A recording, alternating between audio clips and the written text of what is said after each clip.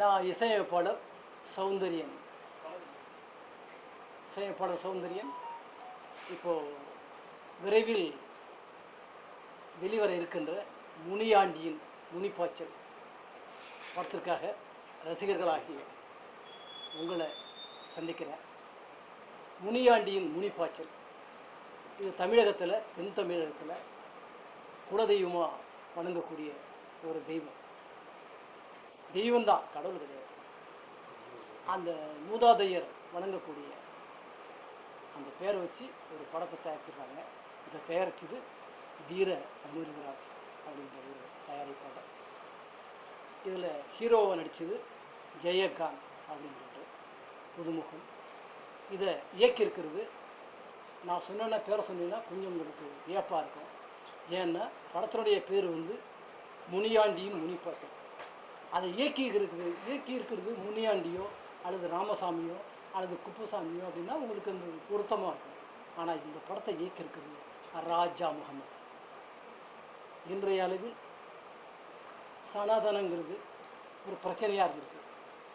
அது பிரச்சனை நான் நிறைய மூடப்பழக்கத்தை தெளிப்பு விடுது, பழமையாகவும் இருக்குது, இப்போலாம் நிறைய பேர் சொல்கிறாங்க. ஆனால் இந்த படத்தில் அப்படி கிடையாது. ஒரு மனிதநேயமிக்க கருத்தை சொல்லியிருக்காங்க, முற்போக்கு சிந்தனையாக அதை அணுகியிருக்காங்க. இந்த படம் கண்டிப்பாக வெற்றி பெறும். வெற்றி பெறுவதற்கு முன்னதாக உங்களை சந்திப்பதில் எனக்கு பெருத்த மகிழ்ச்சி. சார், படத்தில் எத்தனை சாங்ஸ்? இந்த படத்தில் 3 பாடல்கள் வருது. ஒன்று அந்த முனியாண்டியை ஆடுற மாதிரி, ஏற்கனவே கடவுள்லாம் ஆடுற மாதிரி, டான்ஸ் போடுற மாதிரி நிறைய பாடல்லாம் உண்டு. அதை தழுவி நிறைய பாடல்கள் வந்துருக்கு. அந்த வரக்கூடிய பாடல்கள்லாம் பழமையை பின்பற்ற மாதிரி தான் டீம் இருக்கும். ஆனால் அப்படி இதில் இருக்காது.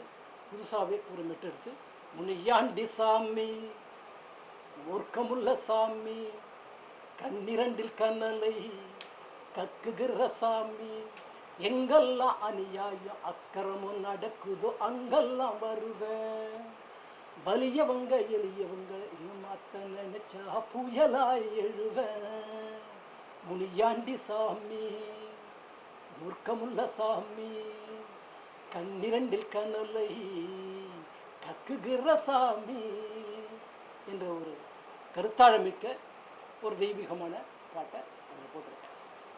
அடுத்தது எனக்கே உருத்தான ஒரு பாணி.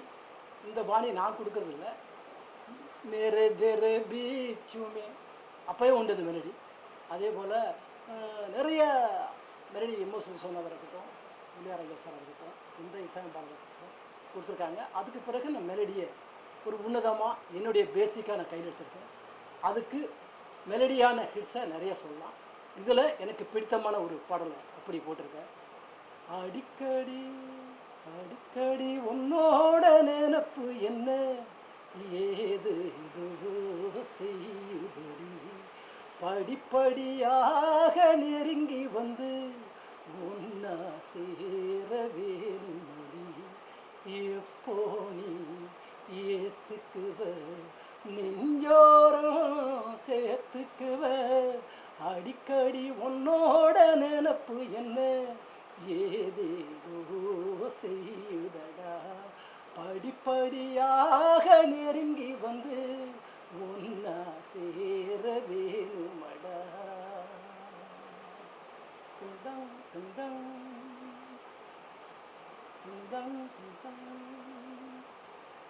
பார்த்தது போதும் திருட்டு பயலே, பேசு மெல்ல வாய் திறந்து, பேச்சை விடவும் பார்வை சுகமென சொல்வேன் நானும் உள்ளந்திறந்து, எந்த இடத்தை எப்படி பார்த்து இதமா ரசிப்ப நான் அறிவேன், அந்த இடத்தை பட்டுன்னு திருத்தி வெட்கப்படுவது நான் ரசிப்பேன், மனசுக்கு பிடிச்ச காதலனோடு ஒன்றி சேருகிற இன்பங்கள், விட்டு விலகாத பிம்பங்கள், அடிக்கடி உன்னோட முன்பு என்ன ஏதோ ஏதோ செய்யுதடா, படிப்படியாக நெருங்கி உன்னை சேர வேணுமடா.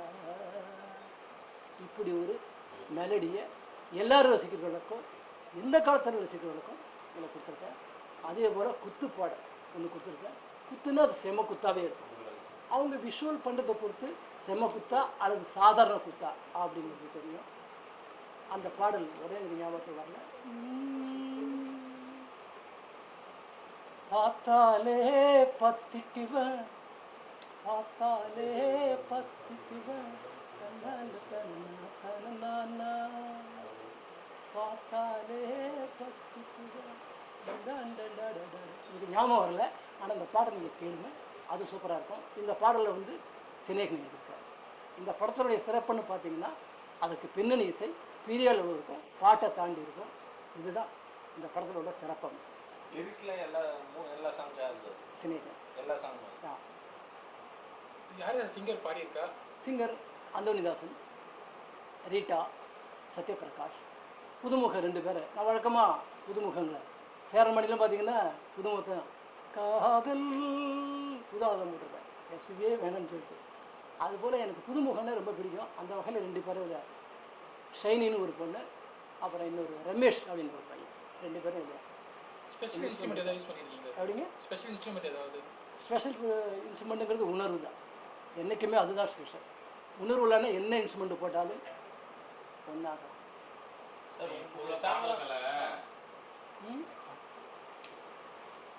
சாங்ஸ் இருக்கு தெரியுமா சார்? இப்போ சாங்ஸ் வந்து ஆங்கிலம் தமிழ சாங்ஸ் வந்துட்டு இதை பற்றி உங்களுக்கு கருத்து? ஆங்கிலம் சார்ந்த பாடல் வரலாம், அதில் தப்பு கிடையாது. ஆங்கிலம் சார்ந்து வரதானே நல்லது. சைக்கிளுங்கிறது ஆங்கிலம் தானே, அந்த சைக்கிளுங்கிற வார்த்தையை சொல்லி போட்டால் ஈஸியாக புரியும். இதில் ஆங்கிலம் பியூரான ஆங்கிலத்தை சொல்லுங்கள், ரொம்ப நல்லது. ரொம்ப நல்லது. ஆமாம், உலகம் ஃபுல்லாக நம்ம ஒன்றுபடுவோம், மொழியால் ஒன்றுபடுவோம், இனத்தால் ஒன்றுபடுவோம். நம்மளே ஆங்கிலம்னு சொல்லிட்டோம். ஆங்கில நடைமுறை நல்லது தானே, அதுதானே உலகத்தை ஆளுது, அதுதானே முற்போக்காரது இருக்குது. சார் இப்போ உங்கள் பாட்டுலாம் அப்போ அந்த சேரன் பண்ணிலாம் வந்து உட்காந்து கேட்டுகிட்டே இருக்கலாம். இப்போ வர பாட்டுலாம் நீங்கள் எப்படி சார் அது கேட்கும் போது ஃபீல் பண்ணுறோங்க? சேரமாண்டினோட நல்லா தான் கொடுக்குறேன். அதனுடைய சூழல் நல்லா இருந்துச்சு, எல்லாமே வெற்றி பெற்றது. அதனால் இன்றாலும் போகுது. சேரமாண்டினோட இந்த படத்தில் நல்லா இருக்கும். இல்லை இப்போது வேற ஒரு மியூசிக் டைரக்டர் சாங் கேட்கும் போதும் நீங்கள் உங்கள் பாட்டு கேட்கும் போதும் அதை பற்றி எப்படி சார்? என்னது வந்து பியூராக இருக்கும், எதுவுமே கலப்படம் இருக்காது. மற்றவங்களாம் என்ன பண்ணுறாங்கன்னா இப்போ வரவங்க நிறையா அந்த சாங் இந்த சாங்லாம் இருக்குது கலந்துடுறாங்க. அது காரணம் காப்பிடிக்கான்னு சொல்லக்கூடாது, அவங்களுக்கு அதற்கான மூலக்கூறு அவங்களுக்கு கிடைக்கல, தெரியல, அந்த தேடல் வரலை. அவங்க உணரணும். நான் டியூன் போடும்போதே நான் பொண்ணு கண்டுபிடிச்சிடுவேன், இது இந்த இடிக்குது வேண்டாம்னு தூக்கிட்டு வேறு இதில் நோட்ஸை ஜம்ப் பண்ணுவேன். அது வரணும், அதை கற்றுக்கிறது ரொம்ப கஷ்டம். அது தானாக அதுலேயே கடந்து ஊராக வரும். இப்போ இருக்கிற மியூசிக் டைரக்டரில் உங்களுக்கு பிடிச்ச மியூசிக்? எனக்கு இப்போ வர்ற இளைஞர்கள்லாம் நல்லா சவுண்டு கொடுக்குறாங்க. இதில் பிடிச்சவங்கன்னு தனியாக சொல்ல முடியாது. இப்போ வர்றவங்களாம் இளைஞர்கள் நல்லா பண்ணுறாங்க. சேரன் பாண்டியன்லேருந்து இப்போ கேட்டால் கூட பாடல்கள் ஒவ்வொரு பாடல்களும் யூனிக்காக இருக்கும். எப்போ கேட்டாலும் மைண்ட் ரிலாக்ஸாக இருக்கும். இப்போ உள்ள மியூசிக் டைரக்டர் ஓப்பனாகவே சொல்லப்போனால் இப்போ உள்ள மியூசிக் டைரக்டர் ஒருத்தர் கூட அடுத்த வருஷத்துக்கு நான் பார்த்து கேட்குமான்னு கேட்டால் நமக்கு காதால விளையாடு. ஆமாம். ஸோ இப்பேற்பட்ட ஒரு சூழ்நிலையை நீங்கள் எப்படி பார்க்குறீங்க? எவர்கிரீன் மூவியா இருக்கு, எவர்கிரீனா இப்போ வந்து ராஜா சாரோட சாங் இப்போ வந்து பதிப்பத்தி எல்லாம் பேசப்பட்டு இருக்கு. ஸோ அந்த மாதிரி ஃபியூச்சர்ல உள்ள மியூசிக் டைரக்டர் இருப்பாங்களான்னு கேட்டால் ஒரு கேள்வி புரியலாம். உணர்வை மையப்படுத்தி போகணுங்க. இசைங்கிறது உணர்வை மையப்படுத்தி தான். உணர்வை மையப்படுத்தி போனால் எல்லா இசையும் எந்த காலத்துலையும் கேட்கலாம். இப்போ அது கம்மியாகிடுச்சு. உணர்வுன்னா என்னன்னு தெரியவங்களாம் இருக்காங்க. 7 மணி நேரம் என்னன்னு தெரியவங்களாம் டியூன் போட சொன்னால் அவங்க எப்படி ஏழ்மையை பற்றி போடுவாங்க? பாசன்னா என்னன்னு தெரியாது, எப்படி போடுவாங்க? வயல்வெளினா என்னன்னு தெரியாது, விவசாயத்தில் உள்ள டியூனை போடுங்கன்னா எப்படி போடுவாங்க? அதனால் அப்படிப்பட்டவர்கள் வர்ற வரைக்கும் உணர்வான பாடல்கள் வராது. உணர்வு இல்லாமல் ஒரு டியூன் ஹிட் ஆகாது. அதுக்கு காரணம் சமீபத்தில் கூட மாமன்னன்னு சொல்லலாம், வடிவில் பாடினார். உணர்வு தானே டியூனாக இருக்குதுல்ல. உணர்வான பாடல்கள் எந்த காலத்துலையும் நிற்கும் சார். அதே போல் ஏ ரகுமான் நிறைய உணர்வான சாங் எதுவும் பண்ணதில்லை, நிறைய பண்ணிட்டு இருக்காரு. ஆனால் அதில் அது மாதிரி இல்லை, மாமன்னன்ல இல்லை. பெரிய உணர்வு அதில் காட்டியிருக்காரு. அவர் சீனியருங்கிறது அதை ப்ரூவ் பண்ணியிருக்காரு. சும்மா சொல்லக்கூடாது. நல்லா இருக்குன்றதுலாம் நல்லா இருக்குங்கிற அந்த பாட்டு அது உணர்வு தான், முழுக்க உணர்வான். மலவேலத்தான் தீ பிடிக்குது ராசா, அது நான் ஒப்பரி தானேங்க, அதனால் உணர்வு. ஒப்பரிங்கிறது எங்கேருந்து வருது? அவர் கிராமத்துலேருந்து வந்தது இல்லை. வரல, ஆனால் அதை கற்றுருக்காரு, அந்த ஞானத்தை கொண்டாந்துருக்காரு. அடுத்தவங்க சொல்கிறத கேட்டிருக்காரு, அடுத்தவங்க சொல்கிறத அவர் கேட்குறாரு. சார் இப்படி சார்னு டைரக்டரோ அவங்க அசிஸ்டன்ட் டைரக்டரோ அல்லது சூழ்நிலையை நிறைய பேர் சொல்லியிருப்பாங்க, உங்களுக்கு இப்படி தான் சார் வேணும்னு இருப்பாங்க. அப்போ அந்த ஞானம் அவருக்கு என்ன பண்ணுது, கிரியேட் பண்ணுறாரு, வந்துடுச்சு. அது வர வரைக்கும் விடல, ஒரே பாட்டில் நிறுத்திருக்க மாட்டார். அப்படி எடுத்தோன்னு அப்படி சொல்லிட்டீங்களா மலை மேலே தான் வச்சிருக்க மாட்டார், நிறைய போட்டுருக்காரு. மியூசிக் டைரக்டரை பொறுத்த வரைக்கும் ஒரு வருஷத்துக்கு எவ்வளோ மியூசிக் டைரக்டர் வராங்க. ஆனால் தமிழ் சினிமா பொறுத்த வரைக்கும் ஒரு 4 மியூசிக் டைரக்டர் கையில் வச்சுருக்காங்க. 4 பேர் தான் தொடர்ச்சியாக மியூசிக் பண்ணிட்டே இருக்காங்க. ஆமாம், ஸோ இதுக்கு என்ன, இதை பற்றி என்ன அடிப்படை காரணம் அவங்க நல்ல டீம் போட்டிருக்கணுங்கிறது ஒன்று. அது வந்து நல்லா விஷுவல் பண்ணிருக்கணும், நல்ல கதையில் வந்திருக்கணும், இன்னைக்கு நல்லா மீடியாவில் பப்ளிசிட்டி பண்ணணும். இது இல்லைன்னா அவங்க வர்றது கஷ்டம். சார் இப்போ வருஷத்துக்கு வந்து 200 படங்கள் வருது, அவங்க 10 மியூசிக் ரைட்டர் தான் இருக்காங்க, மீதெல்லாம் போட்டு யாருமே இல்லாமல் தரும். அதை பற்றி என்ன சொல்லுங்க? அதான் இப்போ சொன்ன அதே பதில் தான், சூழ்நிலை தான். சூழ்நிலை எல்லாமும் நல்லா அமையணும், ஆர்டிஸ்ட் கூட நல்லா அமையணும். அதை விட இன்னைக்கு படத்துக்கு என்ன செலவு பண்ணுறாங்களோ அதை விட டபுளாக செலவு பண்ணி கொண்டு போகணும். இன்னைக்கு சார் இளையராஜா சார் பயோகிராஃபி எடுக்கிறாங்க, தனுஷ் சார் வச்சு எப்படி சார்? கிரேட். அவருடைய காலகட்டத்தில் அவர் இருக்கும்போது இப்படி பண்ணி காட்டுறது அவருக்கு நம்ம செலுத்துகிற திரையுலகினர், இந்திய திரையுலகினர் செலுத்தக்கூடிய பெரிய ஒரு நன்றி. தனிப்பட்ட விமர்சனம் நிறைய வச்சிருக்காங்க. ஏற்கனவே எஸ்.ஜே. சூர்யா வந்து இளையராஜாவோட பயோகிராஃபி இசைன்னு ஒரு படம் எடுத்துச்சு. போஸ்டர் ரிலீஸ் அப்புறமா அது வந்து நிறைய வைரல் ஆகி மீன்ஸ்ல வந்து அவர் தப்பான விஷயம்லாம் அந்த படத்துல காட்டுவாங்க, இல்லை நேர்மையா இருக்கிறது அப்படி இருக்கிற மாதிரி படம் எடுப்பாங்களா? சொல்லுங்க சார். இளையராஜா பற்றி உங்களுடைய ஆமாம், இசைன்னு ஒரு படம் வந்துச்சு, நான் பார்த்தேன். எஸ்.ஜே. சூர்யா அந்த படத்துல வந்து சத்யராஜ் கேரக்டர் வந்து இளையராஜாவை காமிச்சு ஏ ரஹ்மானை இவராக காமிச்சு நிறைய விஷயம் பண்ணியிருப்பாங்க. அது பார்க்குறதுக்கு வந்து இளையராஜா வந்து ஏ ரஹ்மானை டாமினேட் பண்ண மாதிரி அந்த படத்தில் வந்து வச்சிருப்பாங்க. நேற்று இந்த போஸ்ட் ரிலீஸ் ஆனதுக்கப்புறமா அது மீம்ஸாக வைரலாக போயிட்டு இருக்கு. ஸோ இந்த படத்தில் எந்த அளவுக்கு வந்து நேர்மையாக படம் எடுப்பாங்க, இருக்கிற மாதிரி எடுப்பாங்களா? இளையராஜாவோட அது வந்து ஒரு கமர்ஷியல் இளையராஜான்னு ஒரு ஆளை சும்மா அப்படி தொட்டுக்கிட்டார். ஊர்காவில் ஒரு ஆள் இருக்காரு அப்படின்னு தொட்டுக்கிட்டு சப்ஜெக்ட் உள்ளே போகும்போது என்ன பண்ணோம்னா டிராஃபிக்கில் வந்து என்ன வச்சுட்டே வருவார். ஒரு மியூசிக் ரைட்டர் அதில் பார்த்தீங்கன்னா எஸ்.ஜே. சூர்யா, அந்த கேரக்டர் நீங்கள் என்ன கேரக்டர் நினைக்கிறீங்களோ அந்த கேரக்டர் வாசிட்டே வருவார். ஆடியன்ஸ் அங்கே திங்க் பண்ண வைக்கிறாரு, டே இவன் தானே அந்த மியூசிக் ரைட்டர் நினச்சிங்கடா அப்படின்னு திங்க் பண்ண வச்சார். அப்போ அவரு குனி இன்னும் கொஞ்சம் குனி, ஏற்கனவே எப்படி வந்த அப்படி தானே வந்த, இப்போ அப்படி நிமிந்து வர அப்படின்னு சத்யராஜ் சொல்லுவார். அதை இளையராஜா நினச்சிக்குவாங்க அப்படின்ட்டு இந்த 2 இது முன்னே மிங்கிள் பண்ணி அதை கமர்ஷியல் ஆக்கி வெற்றி பெறலாம்னு நினச்சார். ஆனால் அதுக்கு இதுக்கு சம்மந்தமே இல்லை. அவர் தப்பாக கொடுக்கவே இல்லை. நெகட்டிவ் பாசிட்டிவ் இருக்கு. எப்பேற்பட்ட ஒரு மனுஷனா இருந்தா கூட பாசிட்டிவ் ஒன்று இருக்கு, நெகட்டிவ் ஒன்று இருக்கு. பயோகிராஃபி பார்க்கும்போது இவங்களோட இன்னொரு முகத்தை, ராஜா சாரோட இன்னொரு முகத்தை காமிப்பாங்களாம். இல்லை, அதை அவர் இப்படி காட்டவே இல்லை, சும்மா ஒரு இமேஜினேஷனுக்கு அப்படி விட்டார ஒழிய அவங்க அவர் காட்டல சார். இப்போ பயோகிராஃபி தோனி பயோகிராஃபி வந்தது. தோனி படத்தில் வந்து அவரோட நெகட்டிவ் ஷேடாக காமிச்சிருந்தாங்க. அங்கே ஆக்சுவலாக என்ன நடந்ததுலாம் காமிச்சாங்க, பாலிடிக்ஸ்லாம் காமிச்சிருந்தாங்க. இதில் வந்து அந்த மாதிரி நேர்மையாக அவர் நடந்த விஷயம்லாம் காமிச்சிருப்பாங்களா? இதெல்லாம் ஃபுல் அண்ட் ஃபுல்லு இவரோட வாழ்க்கை நீங்கள் நினைக்கிறீங்களா? அவர் டைரக்டர் இப்படி ஹேண்ட் நம்ம சொல்ல முடியாது. நம்மள ஒரு திங்கிங்லாம் இப்போ விட்டுருக்காங்க, நம்மளை ஒரு திங்கிங்கில் விட்டுருக்காங்க, நம்மளை ஒரு திங்கிங்கில் விட்டுருக்காங்க. ஆனால் எதுவுமே நம்ம ஒன்று நினச்சிட்டு போடுவோம், ஆடியன்ஸ் ஒன்று நினச்சிட்டு போவாங்க, நாம் இப்படி ட்விஸ்ட் பண்ணி போகலாம் அப்படின்னு டைரக்டர் நினைப்பாங்க. அது டைரக்டர் வியூ தான். அது தூக்கி போட்டுங்க உள்ள வச்சுருங்க. மியூசிக் டைரக்டர்ஸ்லாம் ஹீரோவோட காஸ்டியூம்ஸ்லேருந்து ஹேர் ஸ்டைல்லேருந்து ஒரு மாதிரி ட்ரெண்டியாக இருக்காங்க. ஸோ இந்த மாதிரி இசையமைப்பாளர் கவனிக்கப்படுறாங்க. நியூஸ் ரைட்டரை பற்றி சொல்கிறீங்களா? நியூஸ் ரைட்டரை பற்றி சொல்கிறீங்களா? நியூஸ் ரைட்டரை பற்றி சொல்கிறீங்களா? உங்கள் காலத்தில் வந்து இளையராஜா சார் அவருக்கு அப்புறம் நீங்களாம் வந்துருங்க, அந்த இதில் எப்படி சார் அவருடைய கேரக்டர்? அவர் அதுக்காக பிறந்து, அதுக்காக வளர்ந்து, அதுக்காக அர்ப்பணித்த ஒரு மாமனிதர். நாங்களும் அப்படி இல்லை, இந்த நியூஸ் அப்படி இல்லை சார். உங்கள் படம் மியூசிக் பண்ணும்போது அவர் படம் நினச்சி உங்கள்கிட்ட யாராவது சொல்லியிருக்காங்க சார்? நான் இளையராஜா சார் தான் நான் நினச்சிருந்தேன், ஆனால் நீங்கள் போட்டுருங்க அது மாதிரி நான் சொல்லுவேன். நிறைய பேர் சொல்லியிருக்காங்க, இன்னும் சொல்லிட்டு இருக்காங்க. அவர் மிஞ்சி வரும்னு கூட சொல்லியிருக்காங்க. ஏன்னா நீங்கள் சேரன்மடையில் படம் பார்த்தோம், 7 பாட்டு கொடுத்துருக்கோம், 7 கலராக இருக்கும், உன்னோட ஒன்று மிங்கல் ஆகாது. காதல் கடிதமாக இருக்கட்டும், முதல் ஒன்றாக அந்த வெஸ்டர்ன் பாட்டு தான். அது முழுக்க பார்த்தீங்கன்னா ஹார்மோனி தான் பண்ணிருக்கேன், தெரியாது. ஏன்னா சேரன்மடையில் போய் ரொம்ப வெஸ்டர்னாக பண்ணக்கூடாது. அது மரம் மட்டை குளம் குட்டை அப்படின்ட்டு ஒரு ஃபேமிலி ஓரியன்டது வில்லேஜ் சப்ஜெக்ட். அதில் தான் என்ன பண்ணிருக்கோம், சம்பா நாற்றுக்கு உலகமாக ஒரு ஹிட் சாங் போட்டிருக்கேன். அந்த டியூனை யாரும் இது வரைக்கும் கண்டுபிடிக்கவும் இல்லை, யாரும் இன்னும் போடவே இல்லை, ஏற்கனவே போடப்படுறது முடியாது. காதல் அது நான் தான் கொடுக்குறேன். அதனால எல்லா ரசிகர்களும் கேட்க ஆரம்பித்தாங்க, காலங்கிருந்து சொல்ல ஆரம்பித்தாங்க, நீங்களா நீங்களா நீங்களா அவரு நினச்சி விடணும் அப்படின்னு சொன்னவங்களும் இன்னும் உண்டு. ஏன் அதுக்கப்புறம் ஒரு பெரிய அங்கீகாரம் கிடைக்குது? அது சூழல். ஆனா என்ன சூழல், அது என்ன மாதிரி சூழலுங்கிறது அதை மார்க்கெட்டிங் கரெக்டாக பண்ணணும், அது நான் கவனம் செலுத்தலை. ஆர்டிஸ்ட் படம் மட்டுமே ஒத்துக்கணும், காலம் கடந்தாலும் நான் கண்டதெல்லாம் ஒத்துக்கிட்டேன், ஹெல்பிங் மைண்டாக ஒத்துக்குவேன். அந்த காலத்தில் எந்த பாட்டு இட்டாலும் இளையராஜா பாட்டு தான் சொல்லுவாங்க. ஸோ அதுக்கு வளர்ந்து வர கலைஞர்கள் ஏதாச்சும் பாலிடிக்ஸ் ஏதாச்சும் நடந்தது அந்த டைமில்? இல்லை, அது அப்படி அவர் பண்ணிக்கல. இவருக்கு ஹிட்டு அவருடைய ஹிட்டுக்கு வந்து எல்லாருமே அவர் மதிக்க ஆரம்பித்தாங்க. அந்த இன்டீரியரில் தவறுகள் எடுத்துருக்கலாம், ஆனால் அதை யாரும் பெரும் சொல்கிறது இல்லை. உங்களெல்லாம் வந்து அங்கீகரிக்கப்படல அந்த சமயத்தில், அந்த காலகட்டத்தில்? என்ன நல்லா அங்கீகரிச்சாங்க.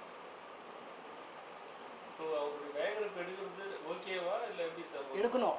இந்த காலத்தில் அவர் வாழ்கிற காலத்தில் இந்த இந்த சம காலத்தில் அவரை போட்டுறது நல்ல விஷயம், அவருக்கு இது மகிழ்ச்சியை கொடுக்கும். அதுலேயே தனுஷ் நடிக்கிறது எப்படி சார் சந்தோஷமா? ரொம்ப நல்லது, ரிச் ஆகும் எங்கே பார்த்தாலும். அவர் பெரிய கமர்ஷியல் ஹீரோ, தெரியாது இல்லை. ஆமா, அப்போ உள்ள மியூசிக் டைரக்டர் வந்து கோடிகளா சம்பளம், சேலரி ஒரு 5 கோடி அந்த ஃபேன் ஆஃப் பண்ணி அந்த மாதிரி சேலரியில வந்து கோடிகள் தான் சேலரி வருது.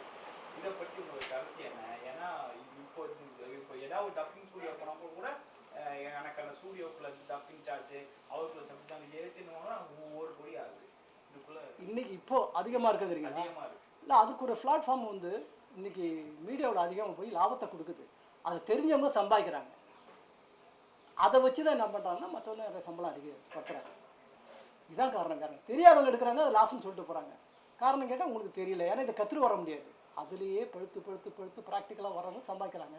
அதை வச்சு சம்பளம் நிர்ணயிக்கப்படுகிறது. இப்படி இருக்குல்ல, எனக்கு கொடுங்கன்னு அவங்க கேட்குறாங்க. இல்லைங்களே, என்னால் சம்பாதிக்க முடியல, அது சம்பாதிக்க முடியல, நான் என்ன பண்ணுறது, சம்பாதிக்கக்கூடியவங்க நிறைய இருக்காங்க, அவங்களுக்கு நான் கொடுத்துட்டு போகிறேன் அப்படின்ட்டு ஹீரோக்கள் டிமாண்ட் பண்ணுறாங்க. சார் இப்போ நீங்கள் படத்துக்குலாம் மியூசிக் பண்ணிட்டு இருக்கீங்க, அதை தவிர்த்து என்ன சார் ஏதாவது நான் படத்துக்கு மட்டும் தாங்க பண்ணிட்டு இருக்கேன். ஏன்னா படத்துலேயே என்ன காட்டாத நிறைய இருக்குது. ஆட் ஏதாவது பண்ணுறோம்? இல்லை, படத்துலேயே காட்டாத விஷயம் எனக்கு நிறைய சீரியல் சீரியல் பண்ணுறேன். வேறு எந்த பெரிய நடிகர் சார் நீங்கள்? உங்கள் சன் இப்போ வந்துட்டு அப்படி எப்படி சார்? அவர் வந்துட்டு இருக்காரு. எத்தனை படம் சார் பண்ணிருக்காரு? ஒரு எத்தனை படம் பண்ணியிருக்காரு? முதல் படம் இப்போ நம்ம போயிட்டோம். ஹீரோவை ஏதோ பண்ணியிருக்காரு. ஹீரோவுக்கும் பண்ணுறதா இருக்கார். எப்படி சார் இன்ட்ரெஸ்ட் அவருக்கு?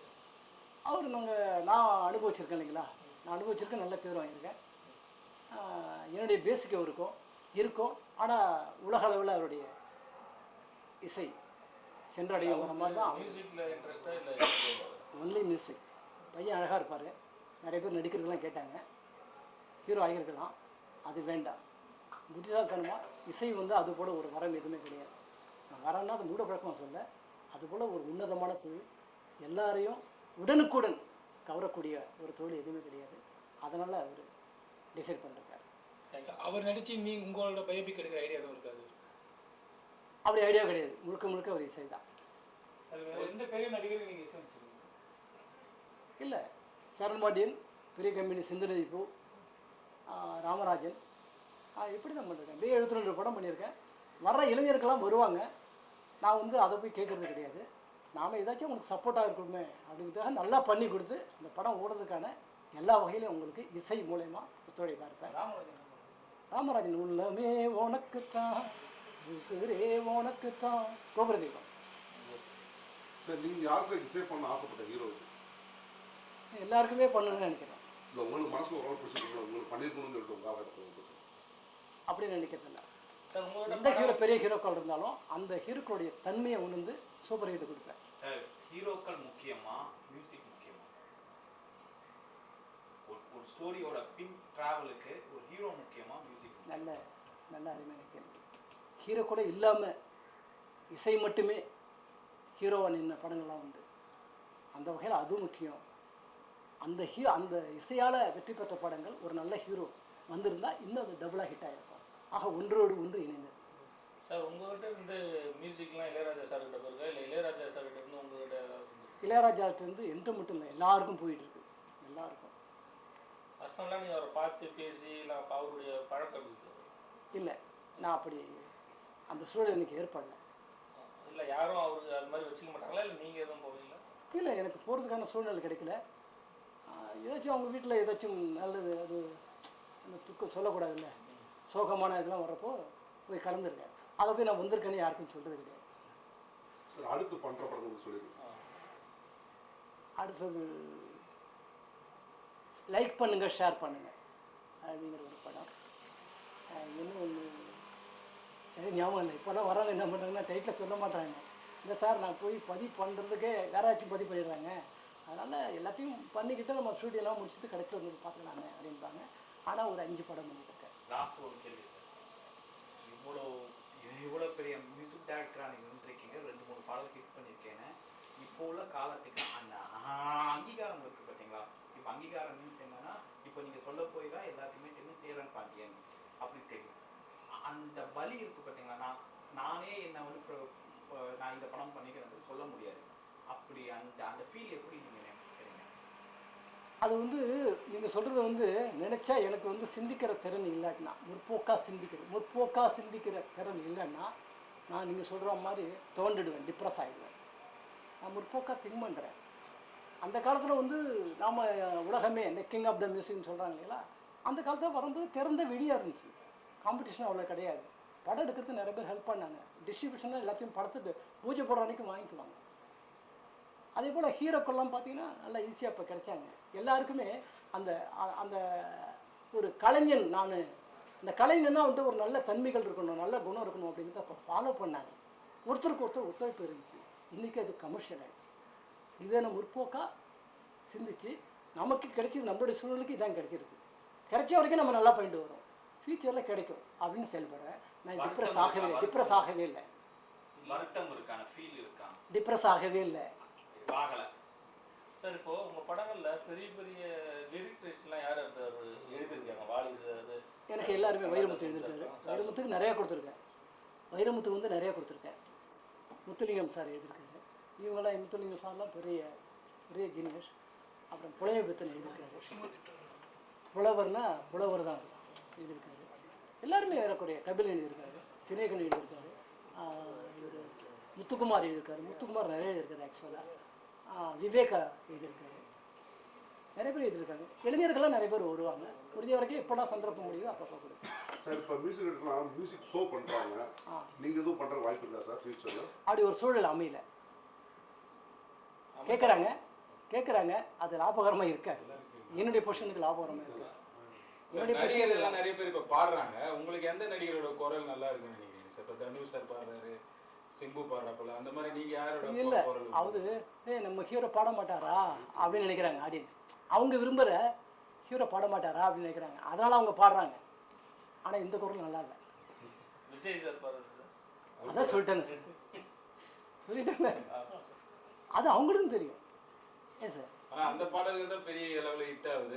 அதான் சார் ரசிகர்கள், என் ஆள் பாடுக்காரா, என் ஹீரோ பாடுக்காரான்ட்டு ஒரு ரசிகர் கூட்டம் இருக்கு இல்லையா? அப்போ ஒரு சிங்கர் பாடினா அந்த ரசிகர் கூட்டத்தினுடைய இது கிடைக்காது இல்லைங்களா? அந்த முனைப்பு கிடைக்காதுல்ல. என் ஆள் பாடுறாரா, என் ஹீரோ பாடுறாரான்னு கேட்குறவங்க நிறைய பேர் இருக்கானே ரசிகர்கள். ஆக அந்த ரசிகர்கள் இருக்க வரைக்கும் அவங்க பாடுறது நல்லது தானே, அதுதான். ஆனால் அவங்களுக்கும் தெரியும் சிங்கர். இந்த மாதிரி பாடல் வரும்போது ஹீரோவே வந்து நான் பாடணும் ஆசைப்படுவாரா, இல்ல மியூசிக் டைரக்டர் தெரியும் ஒரு குரல் மேட்ச் ஆகுது தெரியும், அப்போனா மியூசிக் டைரக்டர் ஒரு கம்பல்ஷனோட பாட வைப்பாரா, இல்ல ஹீரோவே ஆர்வ கோளாரா பாட வைப்பாரா? எந்த ஹீரோவும் நான் பாடணும்னு சொல்ல மாட்டேன் சார். சொல்ல மாட்டேன். நல்ல சிங்கரை போடுன்னு தான் சார் சொல்லுவாங்க. அதில் என்ன பண்ணுவாங்க, கமர்ஷியலாக ஒரு அப்ரோச் பண்ணி டைரக்டரு, போக்குவரத்து, இந்த உள்ளவங்க அதை விரும்பக்கூடியவங்க அதை சொல்லி கிள்ளி பாட வச்சுருவாங்க. இதுதான் நடந்துட்டு.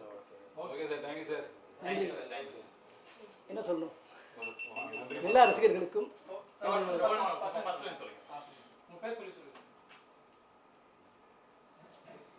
இன்றைய அளவில் அது விரைவில் இந்த முனியாண்டியின் முன்னிப்பாய்ச்சல் படம் ரிலீஸ் ஆக இருக்கின்றது. இந்த நேரத்தில் உங்களோடு என்னை பரிமாறிக்கொண்டதை பெருமையாக எண்ணி ரசிகர்களாகிய உங்கள் அனைவருக்கும் என் இனிதான நன்றியினை தெரிவித்து விடைபெறுகிறேன்.